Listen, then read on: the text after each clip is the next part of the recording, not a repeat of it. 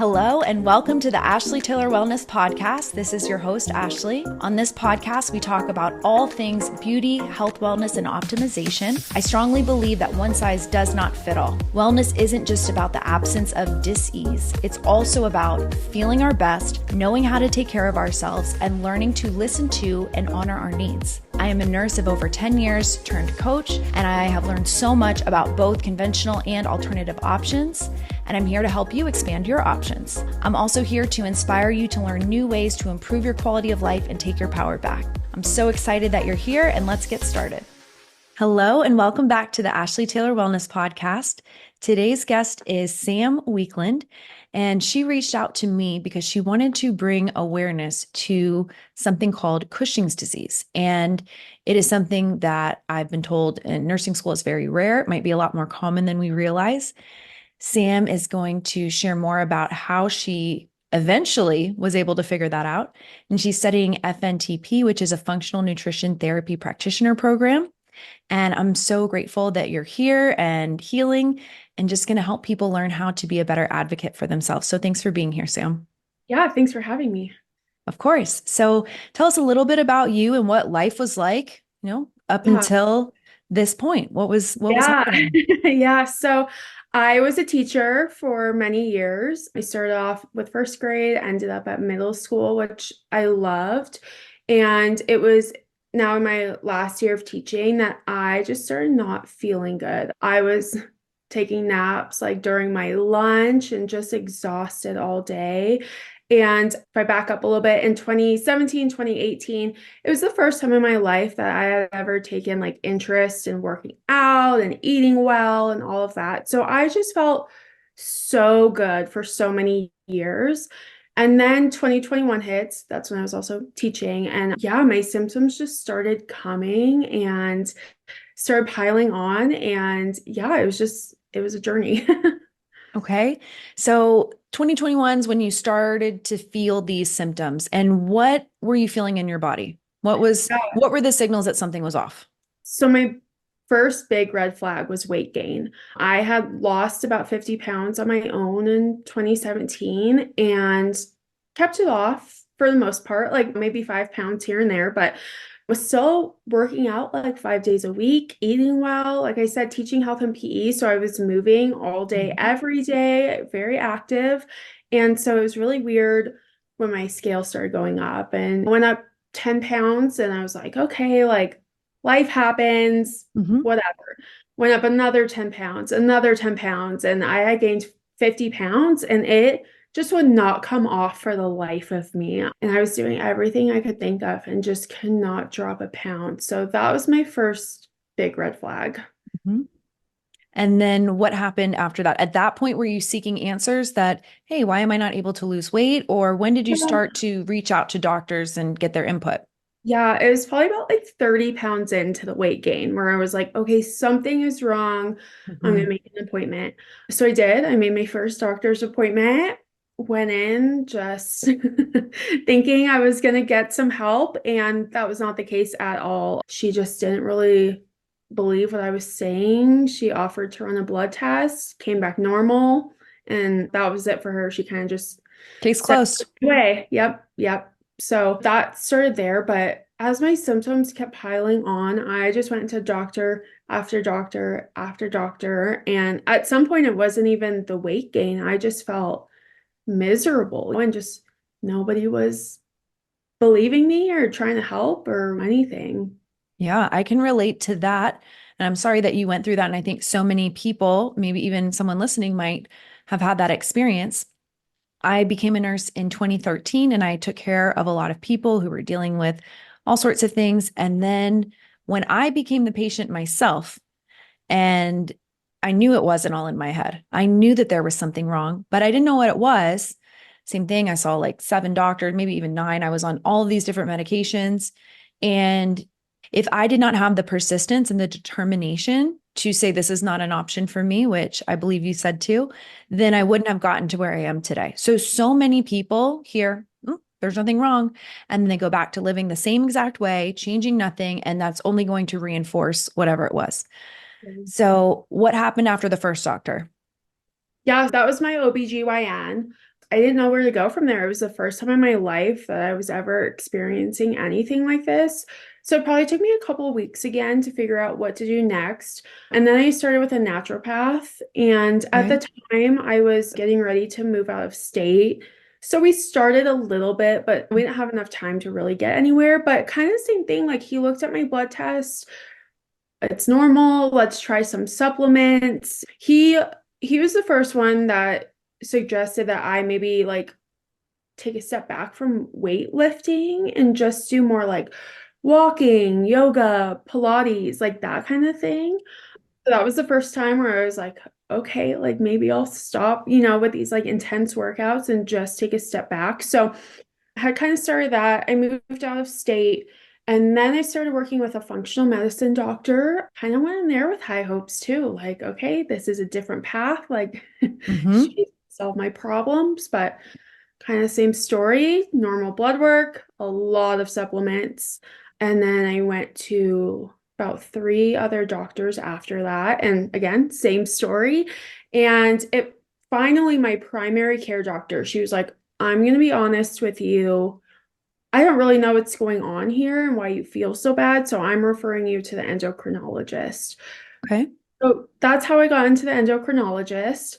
And that was, I mean, gosh, I'm probably like 2 years into this journey now. And I can't tell you how many like blood tests I did and all of that. That was just like, you're normal, you're fine.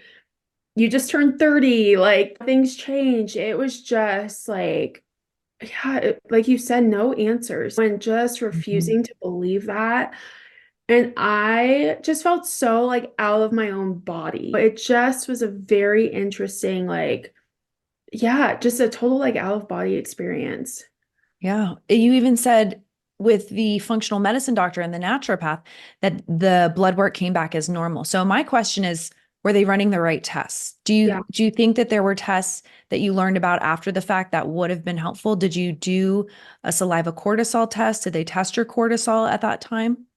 Nobody ever suggested testing my cortisol. Interesting. Okay.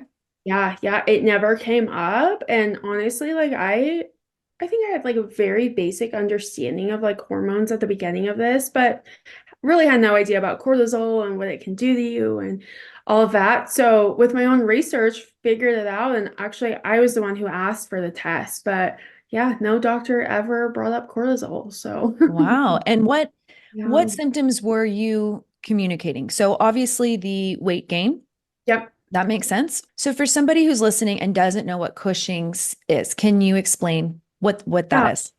In really simple terms, it's just your body overproducing cortisol.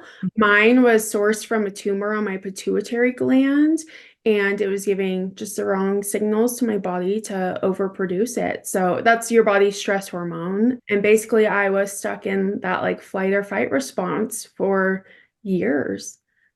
Yeah. And that's interesting what you said about the intense workouts too. So knowing what now, why is that appropriate to Yeah. not do those super intense workouts if you're Yeah. dealing with really high cortisol? Yep. And from my basic understanding, it just was putting so much stress on my body that Mhm. it's not helping those cortisol levels. And things like walking, Pilates, yoga, like help you slow down a little bit. It's not so much like pressure. And I was lifting a lot of weight and it wasn't good. So We kind of have opposite situations where I worked night shift for many years and I did do saliva cortisol testing and blood cortisol testing. And some people will have an artificially high cortisol blood test because you're getting poked with a needle and it's a little scary for people. yep. I did find that saliva test to be valuable. In nursing school, it was very much frowned upon, but it did show that in the morning, which is when we're supposed to have more cortisol, I Yep. did not have very much. And I had a spike at night, which is when we're supposed to have the least amount. So cortisol isn't all good or all bad. Too much can really cause you Yeah. some trouble and not enough can cause trouble. And I dealt with adrenal insufficiency. So I had to take hydrocortisone and it was just very strange. Once we figured that out, my doctor said no intense workouts. She Mhm. said that I needed to take hydrocortisone. I'm like, what? It just, at that time, it was so crazy to think, I'm trying to lose weight. You want me to ditch my intense workouts because Yeah. all I knew was calories in, calories out. And that's pretty much all that Yeah. there is to weight loss. Yeah. But stress, inflammation, hormones, all of those things are so important. And you even said I was working out, I was living a healthy lifestyle, but the weight was still coming on. Yeah. Yeah. It was, and I was working out 5 days a week, and I was at the gym probably like at 5 o'clock in the morning, lifting every single morning. And like you said, I'm like, this is all I know. Like, you want me to Yeah. just walk? Like, what? Like, Same, freaked out. yeah, I had a really hard time with that. And honestly, I still do. I still in my mind, I'm like, oh, I just want to go like lift heavy and like go on a run or cycle or whatever. And it's taken a lot for me to just take a step back and slow down and take care of my body in different ways that I just didn't know before. So in your case, if there is a tumor, it Mhm. can be where? Where have you learned that you can have a tumor that affects Cushing's? So either on your pituitary gland, which is at the base of your brain, that's where mine was, or on your adrenal glands. Which, if you don't know where that is, those are right on the back on top of the kidneys. So it could be there. And when you, I guess we're skipping forward a little bit, but you actually had brain surgery, I did. Yeah. which Yeah. is kind of a big deal. That's a Yeah. very big deal. And I You just know, think if you did not have the, once again, determination to say, I am taking personal responsibility for my health, it is not an option for me to live this way. So many people give up and they just take medications. But in my case, the medications didn't even help me feel better. Did any of the medications or supplements give you any temporary relief? no, definitely not the supplements. I was on any medication before surgery after I was on the same as you, the hydrocortisone. And long story, but since my body was used to such high levels of cortisol after surgery, they were hoping those levels would just totally crash, which they did, which was a successful surgery. So that was a good thing, but I had to go on that hydrocortisone. And so I started off at a very high dosage, and each week I lower it a little bit. But the withdrawal from that is, it's pretty intense. So I just have some weeks where I don't get out of bed for a few days. I have fevers. My body just aches so bad. So it's been a process. So they really couldn't tell you where the tumor came from, or does anyone in your family have history of this? No, no, there's no family history. My sister was actually in the neurosurgeon's office with me, and she asked, she's like, should I get checked Mhm. out for this? And he said it's not a genetic thing. I asked him if there's any way to know like how long it's been there, and he said, nope, like it's not like a tree that you can cut open and just like count the rings around the trunk. He's like, there's really no way. So yeah, I have no clue. Wow. I mean, I wonder how long it must have been there, but I guess we're never going to find that out. Yeah, I know. I Um, would love to know too. okay, so once again, more is not always better. And I think that's a really important thing for people to learn because I was hitting the override button, which was actually making my issues worse. It was not helping my oxidative stress. It was not helping inflammation. It was not great. And I would leave night shift, go work out, and my doctor is like, "What are you doing?" Like, but all I knew was I worked my hours. I need to get paid. I need to work out. And it's just, we don't look at our systems or our bodies as living in harmony with nature. And I'm really passionate about a circadian lifestyle after going through that. Is that something that they talked about in any of the healing that you've done as far as the importance of light or stress management, like anything that they gave you as far as nothing? Wow. Nothing, which is crazy. And yeah, nobody ever brought up a circadian rhythm to me. That was, again, like part of my own research and things I kind of just figured out along the way. And they told me to work on stress management, but that's so much easier said than done. And it wasn't Right. like, here's some steps to take to do this. It was kind of just like, here you go. So, Yeah, just even in the hospital, it was very limited as someone who would discharge patients home. Eat a heart healthy diet. I mean, what does that even mean? What we were giving people in the hospital was vegetable oil, which is not something I personally would choose. Let's always do what's right for you. This is not medical advice, but it was very confusing because yeah, I think that in the hospital, we should give people the best of the best, but we're yeah, giving them the worst of the worst, it really makes no right? sense. Nutrition. Yeah. And people might say that's a privileged stance, but I'm like, yeah, our patients deserve better. And I'm not apologizing for that. Our Yeah. patients Yeah. deserve better. The Yeah. bar is too low. It's way too low. Yeah.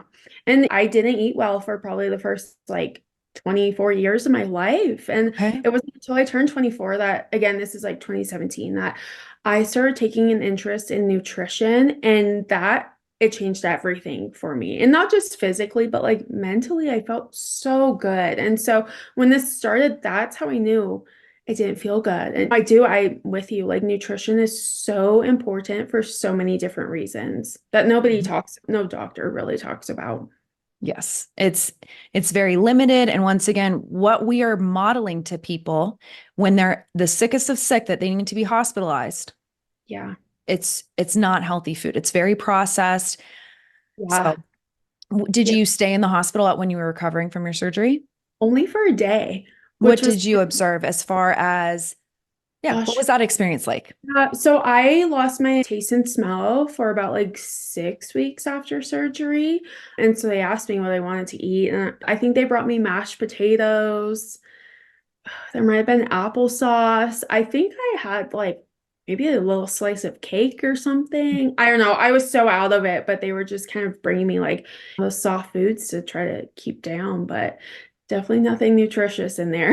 No, not so much. Yeah. Okay, were you able to sleep through the whole night? Did you have to spend the night? Yeah, I did spend the night. Yeah, I actually slept pretty well there. I think they came in like one or two times just to check, and that kind of woke me up. But I will say I was at the Mayo Clinic, and it was the best experience I could have asked for. So yeah, it Even the was food? to say minus the food. Okay. But yeah, and yeah, I honestly I don't even think I was hungry. They were just trying to get me to eat something, but No shade to the Mayo Clinic. I know you do great things. However, I do think that the bar is too low for nutrition. I think yeah, that we can do better. yep, I agree with So, you. and I also think the lighting, you do need bright lights in a medical setting for wound care and things like that. But the beef that I have is the lighting's terrible. Patients don't get to sleep through the night. And that might be medically appropriate for sure. Like we want to make sure that someone's there. What about movement or exercise? Or were you at that point, it was probably appropriate to rest? Yeah, I mean, so I got discharged from the hospital the next day, and I was in a wheelchair for the next few days. Like, it was just so hard for me to walk. I had a couple follow-up appointments, blood work, all of that. So my husband was like wheeling me around. It was pretty low key, I would say, for the first like 2 weeks. After that, I slowly started getting up, trying to go on walks and that kind of stuff. So your surgery was in 2023. Hmm. Okay. Because a lot of people in 2020 and 2021 did not have the ability to have their family members there with them. Also, if you tested positive for CV, you couldn't even leave your room, which I get. But if you did not have your husband there, do you think you would have had a different experience? And if Yeah. so, how? How so? That just breaks my heart to even think about. It kind of makes me want to cry, just like thinking about being in there alone. My parents were there, just kind of in and out. It was more so my husband and my sister. And my sister was like brushing my hair for me and just like pulling out my face, like taking care of me that way, like washcloth, all of that. My husband stayed with me through the night, and they were just my voices. Like I was so out of it, couldn't really talk, and they knew what I needed, and they were there for me no matter what, like tying my shoes, getting a wheelchair, just if I was in pain, calling the nurse, like whatever, they just did everything. Yeah, I can't imagine just being isolated in that room. And having the ability to advocate for yourself as far as testing and if something is feeling like it's off, following up on that, that's one role as the advocate, but also having someone with you as your advocate is very important. So when you were recovering from brain surgery, and the reason you didn't have taste and smell is because they did it through the nose. Yes. Okay. So you're recovering, and I'm assuming you were given pain meds or narcotics to heal Yep. while healing. Okay. So you were given that, and that is going to make someone a little foggy, Hmm. might make them forget their questions, things like that. So did having your family present when the doctors made their rounds make a difference too? Yeah, that too. And yeah, I kind of forget about that. My brain fog was so bad for those first like probably 2 weeks. And I was like forgetting words, couldn't get my thoughts out. And that freaked me out because I'm like, oh my God, is this my life forever? But Mhm. my husband was right there, like saying everything that needed to be said. And yeah, especially like that day after. So I got discharged. I was in the wheelchair. I had to go up to like the endocrinologist and then blood work. And I probably looked like a ghost. Like I just felt so bad. Mm. She had a sinus cleaning too that I almost passed out during that. So all of those moments, like it totally did help having my husband there to kind of be my voice. Yeah. It's hard enough for people to do when they're feeling well. So Yeah. imagine when you're that compromised and that exhausted and your body's been dealing with this for Yeah. years, and you didn't know. So untreated Cushing's or just Cushing's in general, what are some of the symptoms that if we want to bring awareness to what that might present as? And obviously this is not medical advice, it's just for educational purposes, but what might that present as?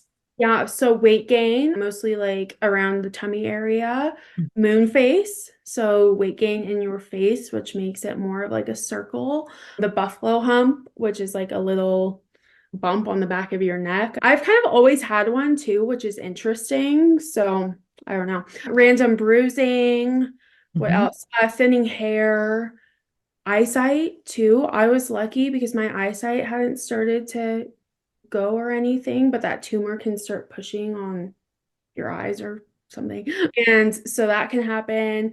Very like weak muscles. I came in one time and had like really dark circles under my eyes from lack of sleep. So those were just a couple of the physical symptoms. I'm probably So, forgetting a handful of them, but well, and it's different. Everyone's going to have different symptoms. So what yeah, I remember too is effects on blood sugar, possibly even leading to diabetes, yeah. and then elevated blood pressure. Was that something that you dealt with?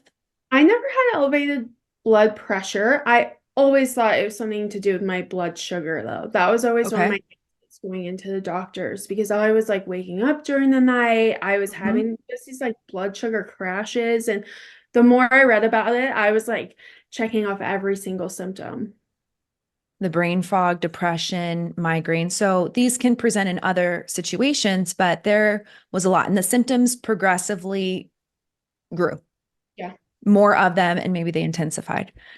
So this healing process that you're going through. So let's back up a little bit as far as you go to the endocrinologist. Do you know what test was run that really got their attention? Was it a cortisol test? Yeah, so she actually wasn't going to run any tests. And that was almost like one of my worst experiences going to the endo because I waited about like 3 or 4 months to get in. Went Wow. there and I didn't have a lot of hope. I was like, oh, this is gonna be the same thing. And it Yeah. was. She gave me a sheet and it had a diet on there to follow, which was like 20 grams of protein a day, very like plant-based. A day, Um, the whole day? yeah, Okay. yeah. A list of Netflix documentaries to watch. Like she was trying, oh, and then she gave me a sheet for like weight loss drugs too. So Interesting. Ozempic, all of that, and circle a few that she thought I should try. I had asked 3 doctors already for a cortisol test. They all said no. So I was like, you know what, I'll just ask her. And she agreed to it. And so that was my first one was a blood draw, and that was abnormal. So that kind of got the ball rolling on everything else. Well, I'll put this in the show notes. And if you live in the United States, there is a website called requestatest.com. And you can go on there and you can order your own cortisol test. Wow. And it's not available, I believe, in 5 states. I know New York's one of them. I think New Jersey as well. So I can go on and type in cortisol, AM, cortisol, and it'll tell you exactly what you need. You cash pay. So this does not involve insurance. And you'll pay for the test. Let's say it's $50. You can choose either a LabCorp or a Quest. And what happens is you pay for the test, it gets sent to either one of those labs, and then you show up with your ID and you get to type in your address and see which lab is closest to you. You can put your doctor's information on there and they can forward it to the doctor. So if something is abnormal, now your doctor has been alerted. Wow. And if it's normal, then you know. So That's that is something, yeah. I've never heard of that. I wish I would have known. And I hope that that helps somebody, even just a vitamin D level or a TSH every year, different things. So that is what I do. And then I take any results to my doctor if anything's off. So that is something that can really help people. And it's not diagnostic, it's simply just lab data. And once again, if something's off and a doctor won't run a test for you, well, we do have direct to consumer services. And that doesn't mean that you treat yourself or anything like that. It just means that if the doctor's not going to run the test, now you are able to run the test and hopefully they'll be able to help you. If not, then they're not the doctor for you. If someone doesn't feel like they are supportive, that doesn't mean your doctor always tells you yes. It's Mhm. not what it means, but it means that your doctor respects your decisions, lets you say, I'm not comfortable with that. If they're not willing to run a test, they can help you understand why it's not appropriate. But there's so much of this, I'm here, you're here. I said no, and that's the end of it. And I just don't think that's empowering people. I don't think that's helping them really get answers. And it's just like the gatekeeper to this information when that's why I'm doing FDN, functional diagnostic nutrition. So you are doing NTP, and will you be able to run some tests for people so they can identify healing opportunities as well? Yeah, I'll be able to. I actually just finished a course for HTMA testing. Mhm. So I just wanted to start there, but yeah, it is my hope to eventually be able to use some more of those functional tests. And as an FDN, which I'm still in the program, but it's a practitioner program. And so we do not diagnose, we do not prescribe, we identify healing opportunities within the body. And if something is showing up as a significant issue, then we have to require the client to share that with their doctor. So making sure that everything is properly addressed. I am not against medications, but I Mhm. think that sometimes they're overused and we're not running the right tests. So was your blood work 100% normal, or were they just not running the right tests? Yeah, yeah. It came back normal every single time. And like I said, I couldn't even guess how many tests I had done. Like it was just so many. And it was Mm-hmm. so frustrating and just defeating, like every time to hear it's normal, it's normal, it's normal. I want to go back to buffalo hump. I remember in nursing school learning about moon face and buffalo hump, and I thought that was kind of, I don't know, not the nicest way to word it, but Yeah. okay. So we're not allowed to say mother in 2023. That is offensive, but buffalo humps, like totally fine. I mean, if someone told me I had a moon face, I would be like, excuse me, that's so rude. So it's Yeah. a very interesting lingo that is totally common in the conventional. I mean, that's what we call it. But how did you I feel about being told you had a buffalo hump?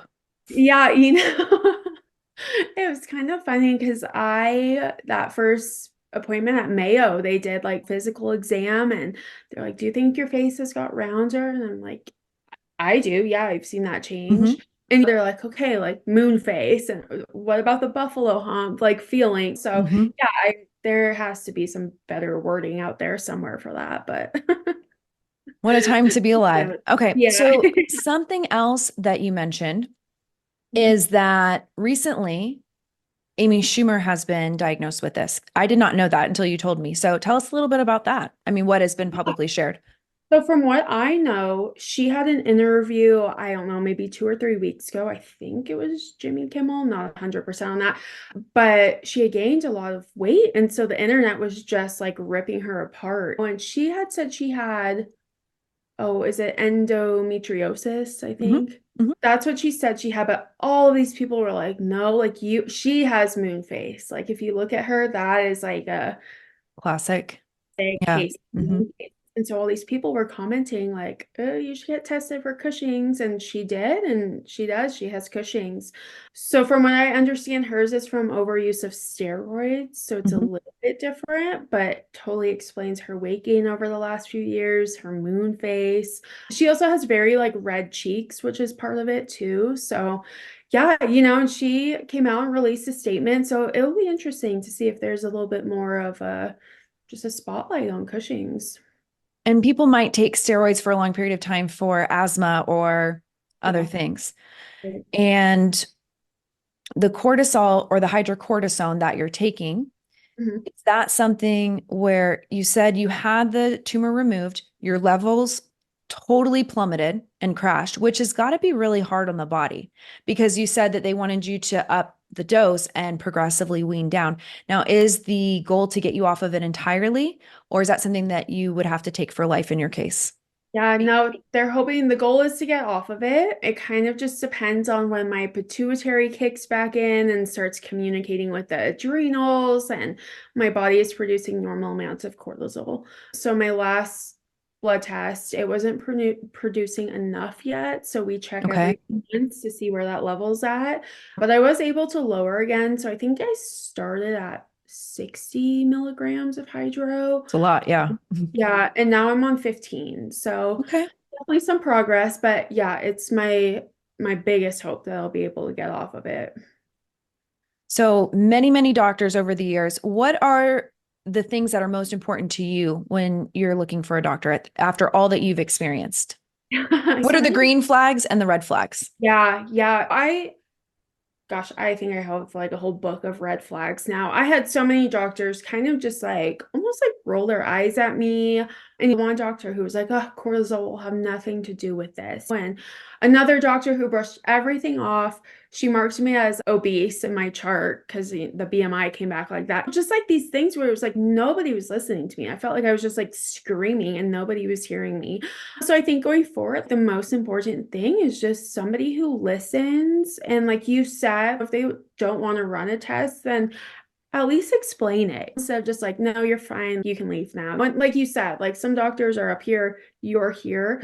I like the ones where we can just kind of meet Yeah. each other where we're at. And I will say that following this, I don't think I realized how much I don't know if trauma is the right word, but it definitely makes me very nervous now to go to a new doctor. It was just so much defeat in Yeah. those years.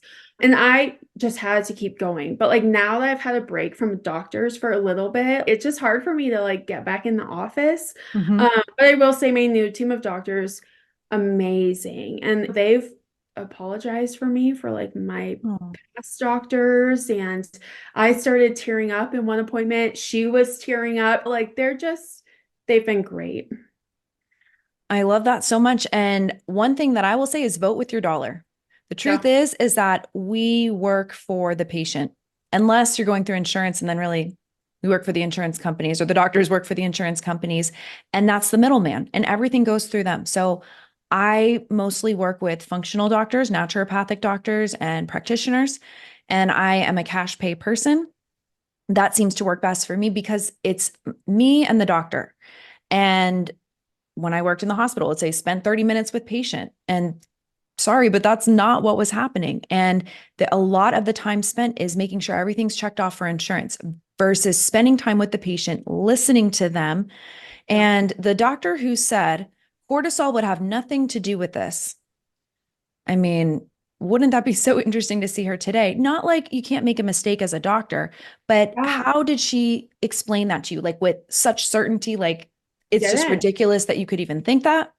No, yeah, she didn't do anything. I don't even think she ran a blood test. And I asked her for the cortisol, and again, kind of like rolled her eyes at me and was like, nope, that won't have anything to do with this. And was just like, I know you don't, sort of thing. And I actually wrote her a letter after all You of this. did.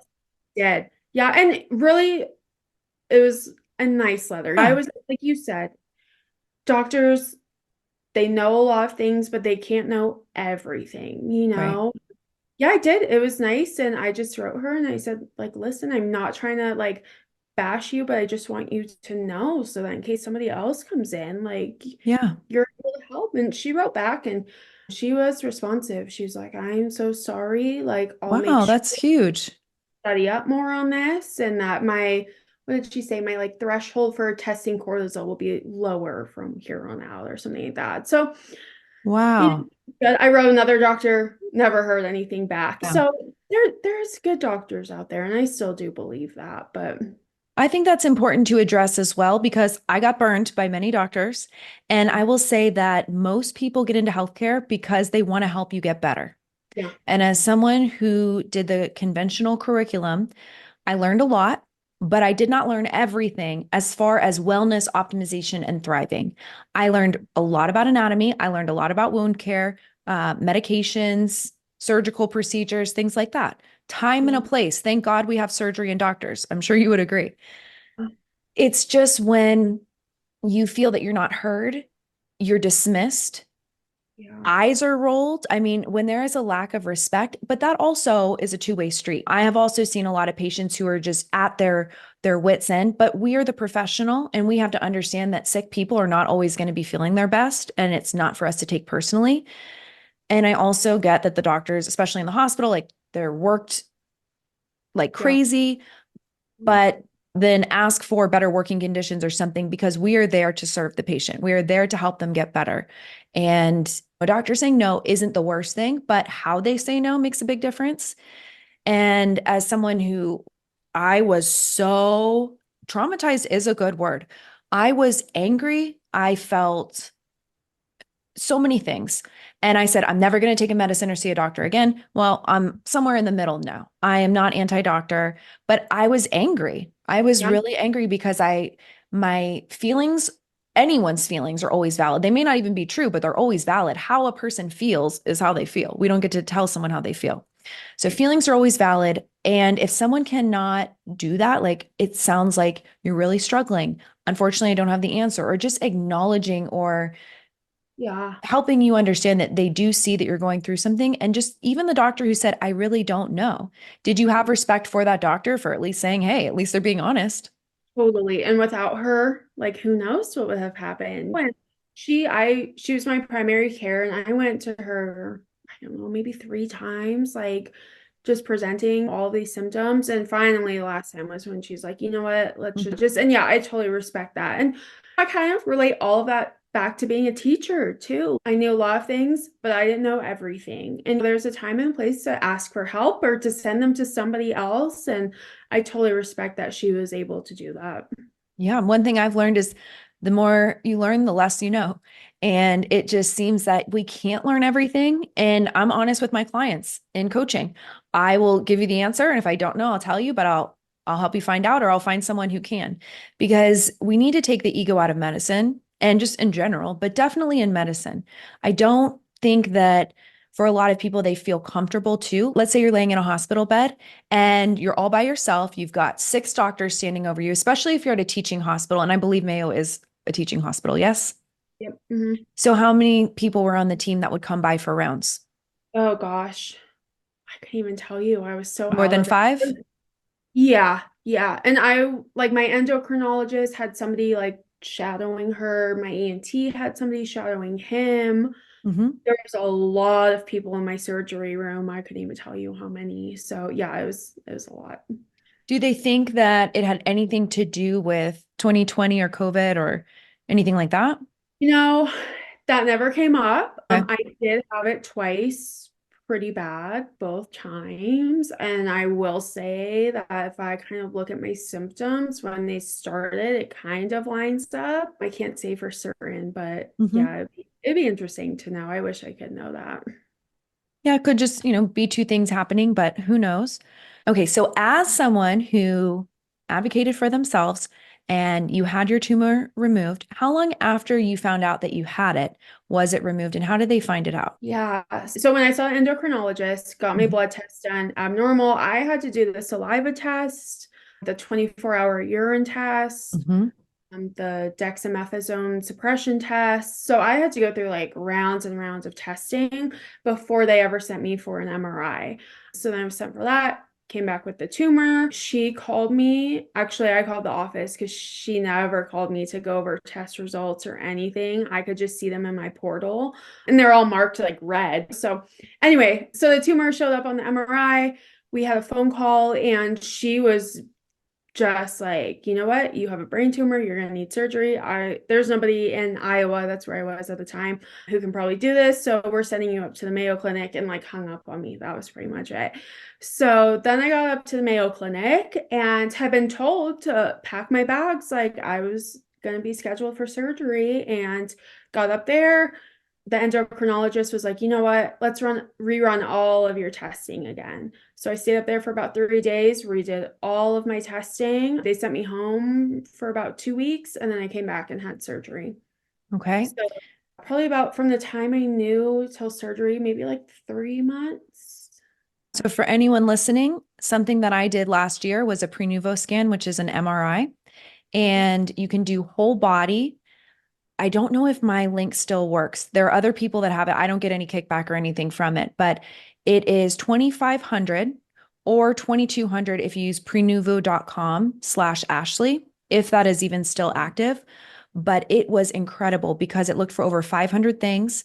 And I have looked at everything and I found out tiny little things like tiny fibroids and a tiny cyst in my left breast and my right kidney. But fibroids, I would never know that. And little things, but I was able to see my brain. And I just wish that we could do that for people. Like you had to fight to get this MRI.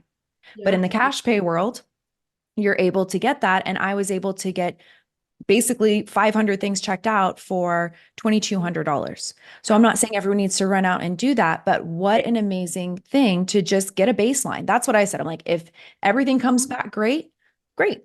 And if not, then I'm going to have things to work on, but it's going to be so much easier to address early on. Yeah. So it sounds like it was a big struggle to get that MRI. Yeah. Yeah. Everything was a big struggle. So Yeah. how is that going to exacerbate this? Being stressed out, not feeling heard, not feeling like you have an answer. How is that supporting this process or exacerbating it? Yeah. Yeah. And I was under a lot of stress just for other life things. I had moved, I was planning a wedding, my dog was sick, and we knew we wouldn't have him around too much longer. Like just all these outside factors besides the tumor that just had to be adding on to everything. And Yeah. sadly, though, like those things I was going through were the excuse of like why I wasn't feeling good. Every doctor was like, you just have a lot going on right now. And I did, but I've had a lot going on in the past and I didn't feel like that. So I wasn't Yeah. going to take like wedding planning as why I feel horrible. So, yeah. Yep. And I said it earlier, but I really believe this that you may not know what is wrong with your body, but you know your body better than anybody else. So if you're listening to this, you don't have to know what it is to know something's off. Yeah. And I can tell you how many people I've worked with in coaching where I'm like, I'd ask your doctor for this test or look into that. And it's not about needing to be right. It's about helping the person find answers so they can understand what needs to be addressed. It's really like, why is there such a gatekeeping of information? Which is why Reed Davis started FDN. I do have a podcast. I don't know if it'll come out before or after this episode talking about that. So, what you're doing is FNTP, and I have heard of that. So, what is that going to allow you to do? And what is functional nutritional therapy for anyone who doesn't know?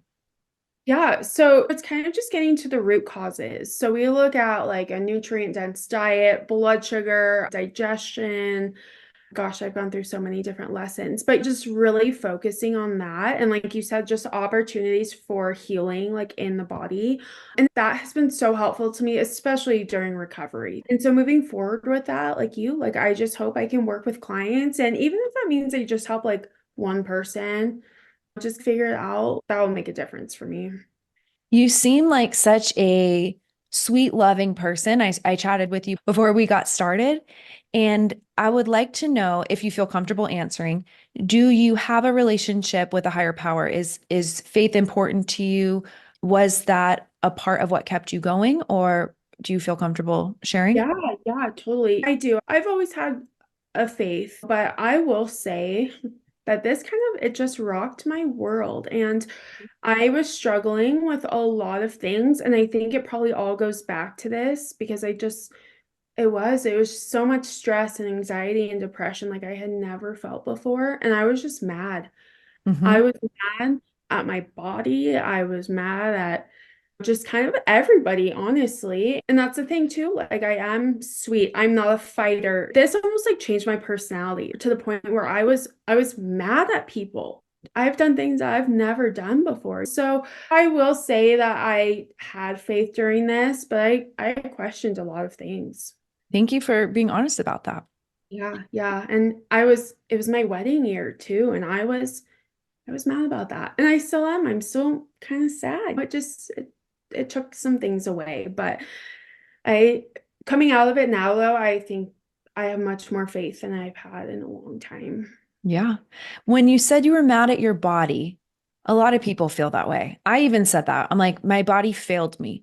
I Yeah. actually think I failed my body. I don't know. I look at it differently. Do you still feel upset with your body that your body did this, or how do you look at it today?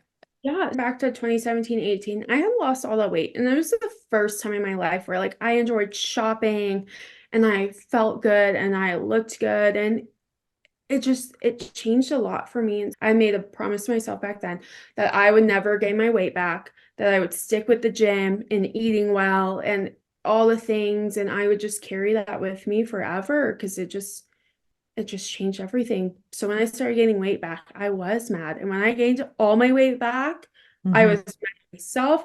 I was mad at my body. I was just mad. And again, like leading up to my wedding, I did not have a good time dress shopping. Like that still for Yeah. me is just like a sore subject because I did. Like I just was miserable. I was at a size I had never been at before. Like it just was so hard to look in the mirror.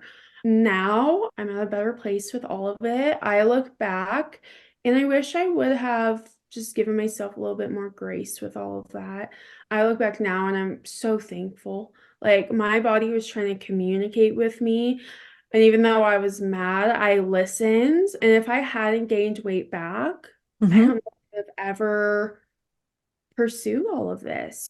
I'm thankful that I gained my weight back, even though it's hard to say, but Yeah. it helped me. So Symptoms are messages from the body. And yeah, I used to look at symptoms as a nuisance, a message to be silenced. But if your house is burning down and you shut off your fire alarm, that's fine. It's not going to annoy you, but yeah, your house is going to burn down and you're not going to get the message. So I love what you said. Like my body was communicating with me. It wasn't failing us. It's like, hey, I need to let you know something. I don't know how else to tell you. For me, it was full body hives, head to toe, around the mouth, yeah, horrible. But it was my wake up call, you yeah. know? So symptoms are a message from your body. And when you said at that time you're mad at your body, were you given all the information that you have today? Because you're like, you were upset with your body because you believed that you were doing everything necessary, but you didn't have all of the information. Yeah. So Yeah. how Yeah. could you And have done? I had no information. And at the time, like I said before, all I knew was like the calories in, calories out, work out 5 days a week, like drink your water. Like that's all I knew. And so then I started doing that like way more. And I probably went too hard on my body. And then the calorie thing too, there were probably times where I over restricted myself, which didn't help anything with cortisol. Why? For somebody listening, why would skipping meals or doing like why would that affect cortisol? You're just putting more stress on your body, probably more production of hormones. I, yeah, it's just everything. Yeah. It's not good. And I think so many of us are taught that, like calories in, calories out. I started working with a personal trainer and like a nutritionist during this. She had me on like 1,200 calories a day, which was the lowest I had ever been on.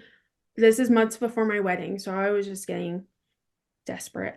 And I still didn't lose weight on 1,200 calories a day. And I had a day where I was like, what am I doing? Like, I know this isn't good for my body, for my hormones, anything. Yeah. Like, I'm gonna start eating again, you know? And that's one of the things that is such a myth, in my opinion. Yes, if you have an extreme excess in calories and you're stagnant, then you're going to have issues. But for me, physical exercise is really about stress reduction. It's about getting stronger. It's about cultivating resilience. It's not about weight loss for me. Yep. When I think about weight loss, I think about sleep. I think about a circadian lifestyle and the importance of light on hormones. I think about nutrition and detoxification. But exercise for me is more about metabolic health and getting stronger. And of course, that's going to support. But I think there are other factors that a lot of people don't consider. If you're not sleeping, then were you actually, when you were doing those 5 a.m. workouts, were you cutting into your sleep to do those workouts? I'm a morning person and I like going to bed early. So I wouldn't say I was cutting into it too much. Okay. I was in bed by like 8 o'clock, you know? Okay. Some Yeah. people do, But they're yeah, like, yeah. And I would choose at one point to get up at 4:30, do an hour of cardio because my weight loss coach at the time told me that just calories in, calories out. I believe she got sued later, but it's okay. That is a one size fits all approach I don't think is appropriate for anyone. So everyone should eat a healthy diet, but that's going to look a little bit different for everyone. All of our microbiomes are going to be able to tolerate different foods, and our body's ability to eat foods will change as our gut changes. And I think that it's not so all or nothing. Like we look at it, this is good, this is bad. There are many more nuances, and it's about saying what's right for my body at this time. Mhm. I use an Oura Ring, which has helped me when I was learning to slow down because I did not want to. I believe that it made me lazy. I had to sit with all these emotions. I hated Uh, it. So, do you yeah, use an Oura Ring or any type of I feedback do. tool? Okay. Yeah, I actually got one after surgery. And yeah, it's been so interesting and I love it. It really did help me a lot. It still does. But Mhm. like those first few weeks of recovery, like that thing knew my body better than I knew my body. So it's just been so helpful. Do you feel that it has empowered you to give yourself more rest and to be kinder to yourself, or does it make you feel bad about yourself? No, it definitely has helped me just to slow down. I think before I've always just been like a go, go, go person. When back when I was teaching, like I was also working another job afterwards and I was going to the gym, like you said, like I was just busy, busy, busy. Slowing down after surgery has been very humbling for me. And Yeah, another way that my body has just communicated with me, like just relax today. It's easier said than done, right? But yeah, I've been working on it. The ring helps me, and it does like the days it tells me just to like take it a little bit easier, or I can see my stress levels, which is so interesting.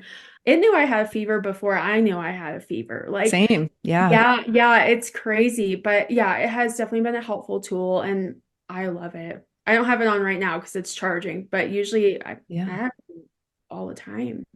It's interesting because the work of all the things that I've had to do, I do coffee enemas and I'm really into biohacking and all the different things, but slowing down was free. The hardest thing ever. And it was just me and my thoughts for several months after I totally crashed from not having enough cortisol and had to take it. It was a very long 4 months.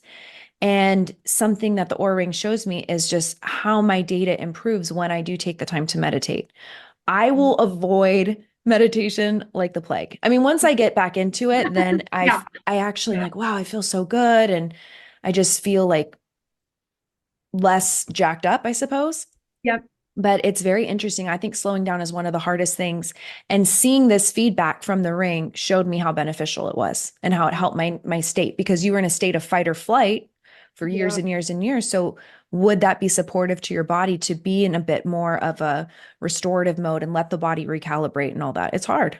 Yeah, it is hard, but it's still a work in progress for me. Yeah. But I have got better. And Mhm. I think too, it's just helped me be so much more present in my life too. And like not worry about all these things I should be doing. Like I can just sit and be with my husband or my dogs or whoever. And yeah, it's helped so much.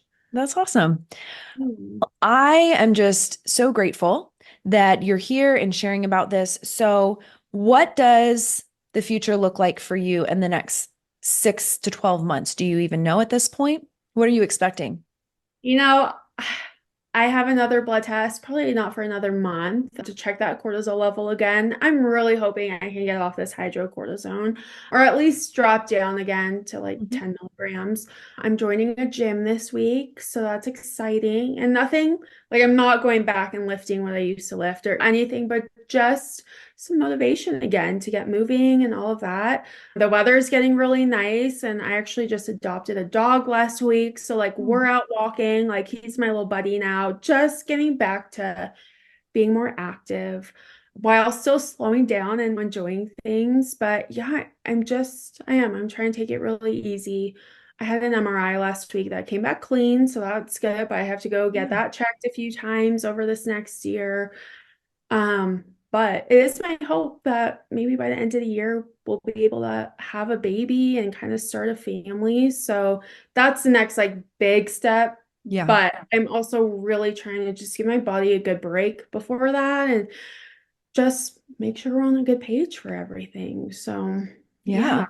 yeah. Okay. So in closing out, what's the biggest takeaway that you want people to know for themselves, for advocating, whether that's having a relative or for themselves? Like, what is the message that is so important that you want to share? Gosh, there's so many, huh? But Give I so think, many. yeah, there's probably a few. Overall, I would say if you think something is wrong, you have to listen to your gut. If I hadn't, and I would have just left after that first doctor told me I was normal, like I just, it scares me to think about what the next like 5, 10 years of my life would have looked like. Yeah. So, like you said, if the doctor isn't for you, like go on to the next doctor. I was kind of always like a loyal patient after Mhm. this. I'm like, no, if they're not for you, like leave, try somebody else. Yeah. Um, so I think also I credit a lot of this to like my 2017 self, right? Who was like into eating well and working out and all of that. Like changing my lifestyle helped me now, So I just, like you said too, slowing down is a huge one. And I think so many of us are taught like that calories in, calories out, work out 5 days a week, blah, blah, blah. And I think there's a different way to go about it. When there's Mhm. something special about being able to slow down and not worry about losing weight, but like you said, just like being strong and living this like healthy lifestyle. Yeah, so I would say the healthy lifestyle and just listening to yourself and not backing down from that. Definitely. And taking personal responsibility for oneself. That doesn't mean you're anti-doctor or you don't get help or anything like that. It just means my health is my responsibility. My doctor doesn't heal me at a 45-minute or 15-minute doctor's appointment. I Yep. have to do the work on a daily basis to show up for myself, managing my stress. The 5 pillars of functional medicine health coaching are sleep and restoration, exercise and movement, Yep. nutrition, stress, and relationships. Yeah. And we really need to have a solid foundation. And a lot of people take it for granted because it's free, or things like being in nature. We're like, oh, that doesn't make a difference. It does. It really does. So you were not the victim. You were the victor. And you said, I'm going to figure this out. And you did. And I'm so grateful. And I hope that someone is hearing this and saying, you know what? I also need to take responsibility. Something feels off, and I'm going to listen to that. I also Yeah. hope people walk away with that. Yeah. I hope so too. So, how can people find you if they want to follow you and see how everything evolves? You share a lot of your story on Instagram as well. I do. Yeah. So Mhm. I'm mostly on Instagram. It's Samantha Weakland. Okay, great. We'll add it to the show notes. And I thank you so much for being here. And it's a really, really scary thing to be the patient. It's a lot harder to be the patient than it is to be the nurse from my own experience. So, but no one's going to care about you and your health like you do. And the right doctor is going to be someone who feels like a teammate, Yeah. who answers your questions, and it's about finding the right fit. That's Yeah. all. It's just Yeah. like It's like dating. dating. Yeah. There. Yeah. You want to marry the first person you go to, I mean, Yeah. you could, Yeah. but it's find a couple people. Even for coaching, I tell people, hey, Yeah. talk to a few coaches, and it's got to be the right fit. It's got to be a hell yes. And I Yeah. never want someone to feel pressured. So that's really important too. Definitely. Yeah. Awesome. All right. Well, thank you for being here and happy healing. It was really, really great to learn more. And hopefully you all learn more about Cushing's disease and how it may be more common than we realize. So thank you for bringing awareness to that as well. Thanks for letting me share that story. Thank you for listening to the Ashley Taylor Wellness Podcast. If you enjoy this episode, please subscribe to the podcast, rate it, and leave a review. Ideally, a 5-star review if you loved it. All of this is free of charge to the listener, and your reviews allow me to grow and bring on more amazing guests and to run the podcast. If you take a screenshot and tag me, I'll repost you and shout you out on Instagram. So tag Ashley Taylor Wellness and let us know what you loved about the episode. I'd also love to hear from you, and I'm open to any feedback as I want to make sure I provide as much value as I can for you all. Email me at ashley@ashleytaylorwellness.com. And if you have any ideas or topics for guests, I am all ears. I will leave you with this disclaimer. This is not medical advice or replacement for seeking medical care. Everything discussed on this podcast is for educational and informational purposes only. Always consult with your medical provider before making any changes. Thanks for tuning in, and I'll see you next time.